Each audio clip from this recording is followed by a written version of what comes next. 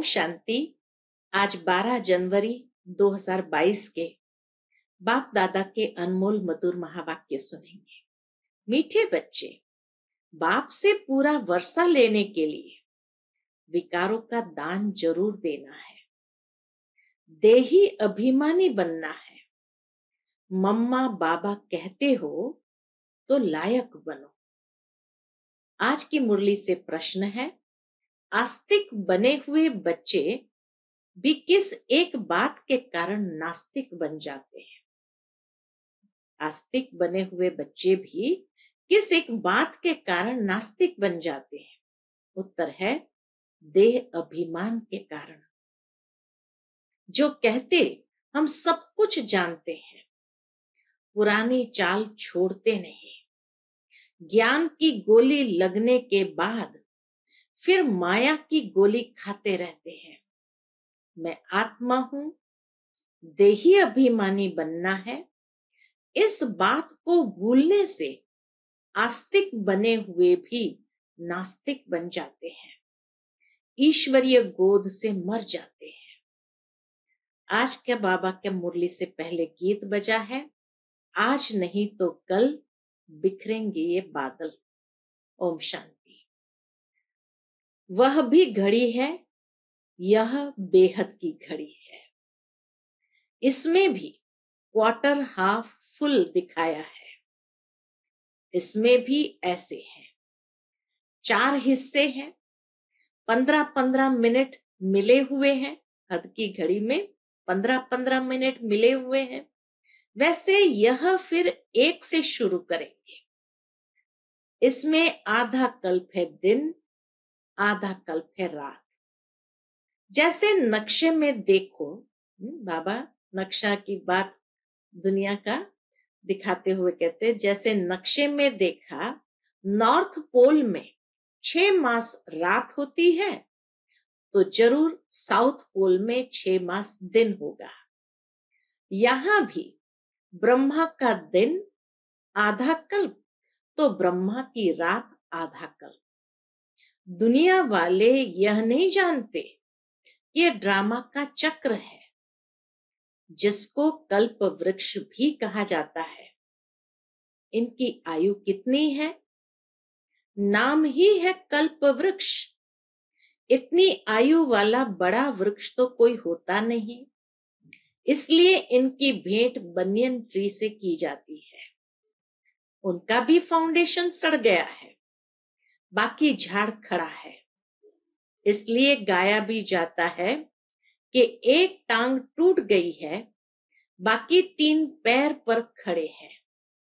दुनिया में यह कोई नहीं जानते, आधा कल्प दिन और आधा कल्प रात, अथवा आधा कल्प ज्ञान और आधा कल्प भक्ति।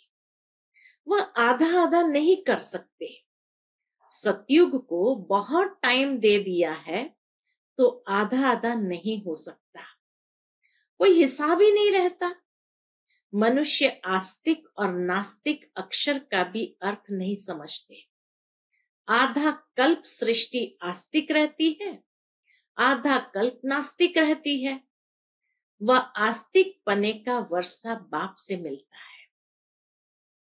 कोई भी नहीं जानते तो शिवरात्रि कब होती है? टाइम तो होना चाहिए ना, जबकि बाप आकर रात को दिन बनावे।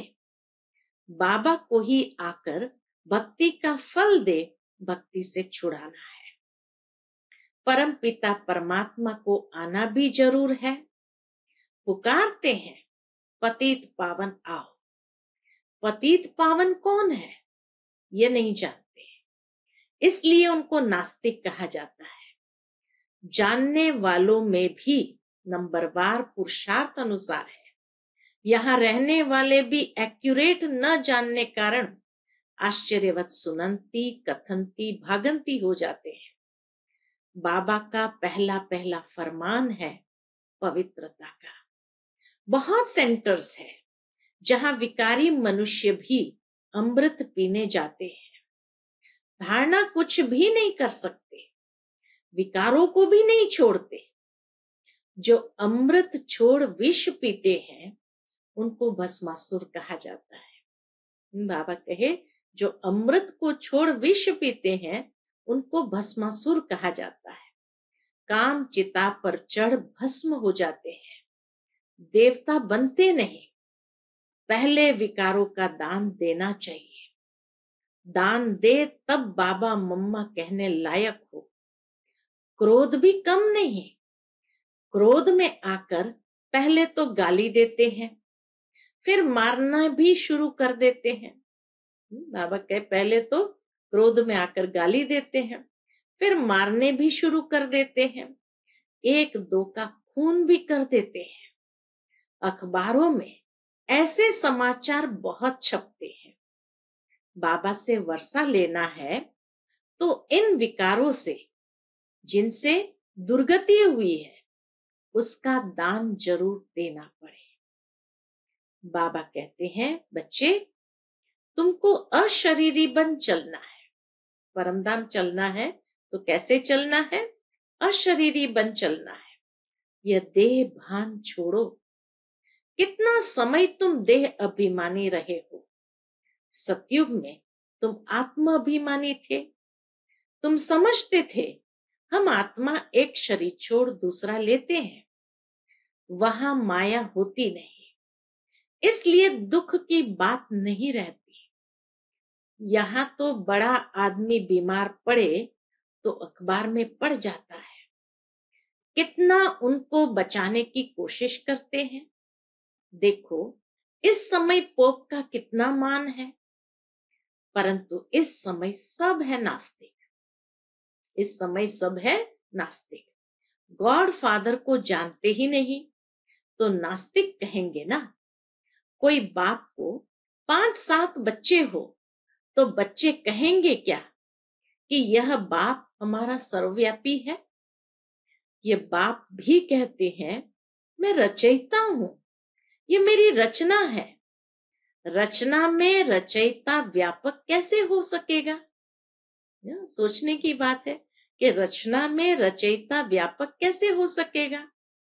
कितनी सहज बात है, फिर भी समझते नहीं है। इसलिए बाप समझाते रहते हैं पहले नास्तिक से आस्तिक बनाओ। जो कहे तो बरोबर परमपिता परमात्मा हमारा बाप है, उनसे वर्षा लेना है। कन्यादान में जो पैसे देते हैं उसको भी वर्षा ही कहेंगे।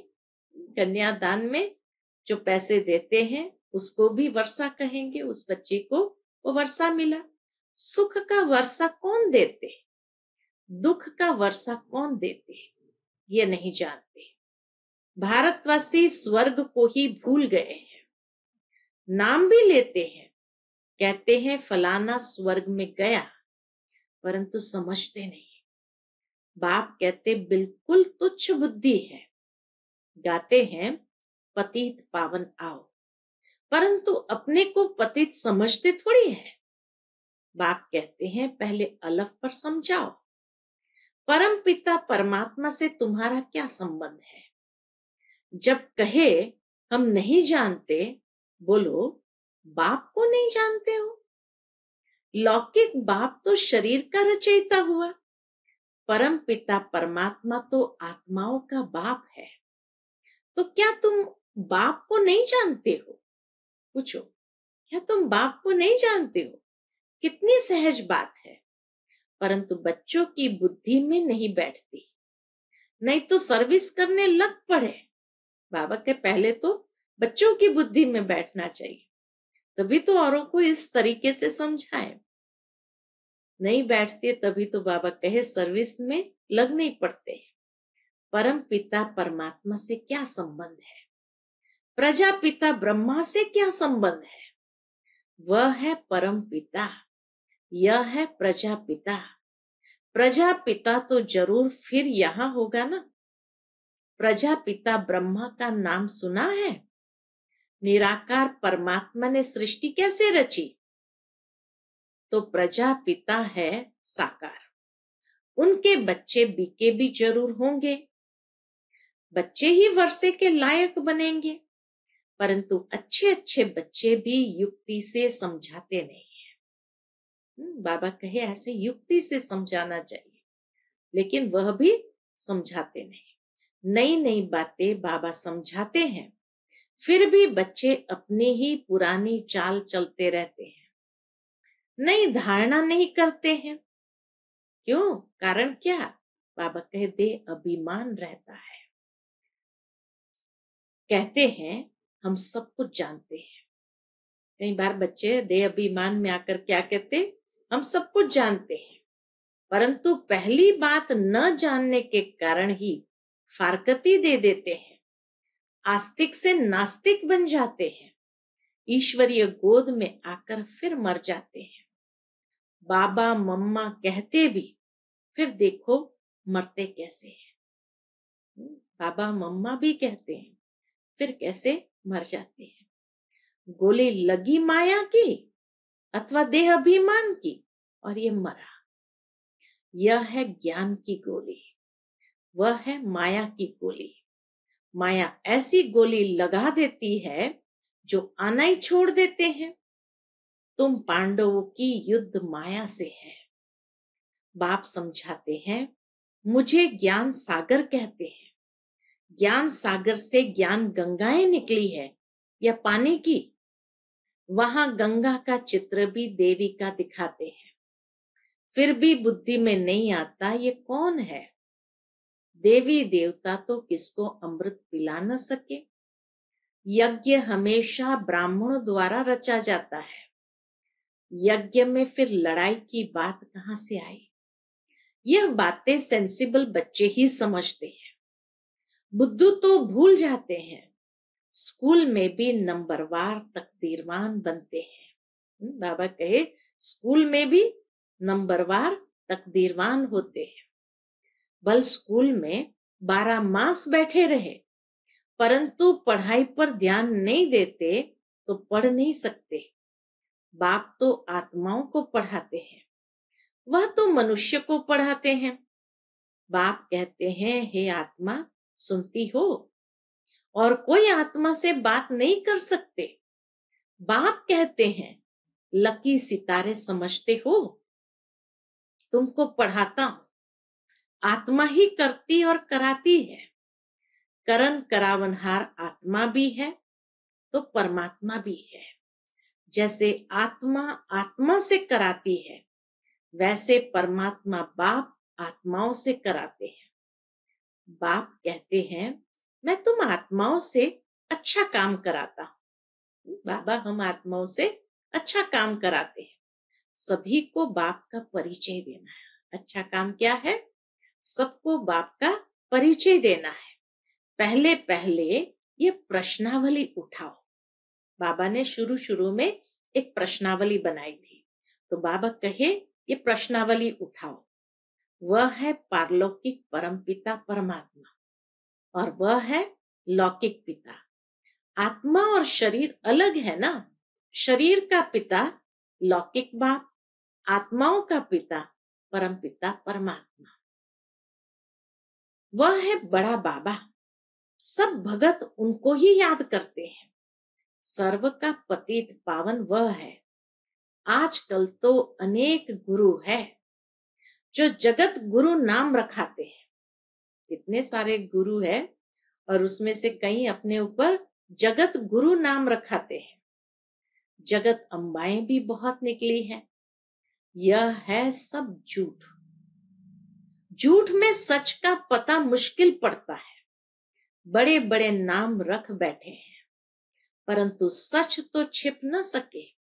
कहते हैं सच तो बिठो नच, डांस करते रहो। जिसने सत्य को पाया है वो तो सदा डांस करते रहते हैं। डांस तो मशहूर है। तुम आस्तिक बन गए, धारणा की तो स्वर्ग में तुम डांस करना। बाबा कहे तुम आस्तिक बन गए, धारणा की तो स्वर्ग में तुम डांस करना। देवता ही डांस करेंगे। पतित दुनिया है नर्क, तो नर्क को स्वर्ग अथवा पावन दुनिया ये गुरु साधु लोग थोड़ी बनाएंगे। इसको कहा ही जाता है कुंभी पाक नर्क। स्वर्ग को कहा जाता है शिवालय। पहले तो ये लिखवा लो कि परम पिता परमात्मा हमारा बाप है। उसने प्रजापिता ब्रह्मा द्वारा ही ब्राह्मणों की रचना रची है। हम शिव बाबा के पौत्रे ठहरे। वर्षा भी वही देंगे, ज्ञान सागर भी वही है। अविनाशी ज्ञान रत्न ब्रह्मा द्वारा देते हैं। पहले ब्रह्मा को मिलते हैं, फिर मुख वंशावली को मिलते हैं। स्कूल में भी कोई कोई पीछे आने वाले भी तीखे निकल जाते हैं, क्योंकि पढ़ाई अच्छी करते हैं। यहां भी अच्छी रीति पढ़ना और पढ़ाना है। जो आप समान न बनावे तो जरूर उनमें कुछ न कुछ खामियां है, इसलिए धारणा नहीं होती। काम विकार का अगर सेमी नशा भी होगा तो धारणा मुश्किल होगी। लिखते हैं बाबा, काम का तूफान बहुत तंग करता है, बेताला बना देता है। बाप कहते, बच्चे काम महाशत्रु है, उनको योग बल से जीतो। कल्प पहले भी तुमने जीता है। बाप की गद्दी पर बैठे हो, उनके पीछे रॉयल घराना भी है। सिर्फ एक जन्म पवित्र बनने से इतना ऊंच बन जाएंगे।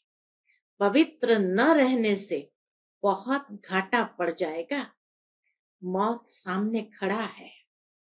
एक्सीडेंट आदि कितने होते रहते हैं। रजो प्रधान के समय इतना मौत नहीं होता है। द्वापर युग में इतने एक्सीडेंट्स आदि मौत नहीं होते थे। अब तो क्या है, अब तो बाबा कहे पंप है। आगे इतनी मशीनें आदि नहीं थी।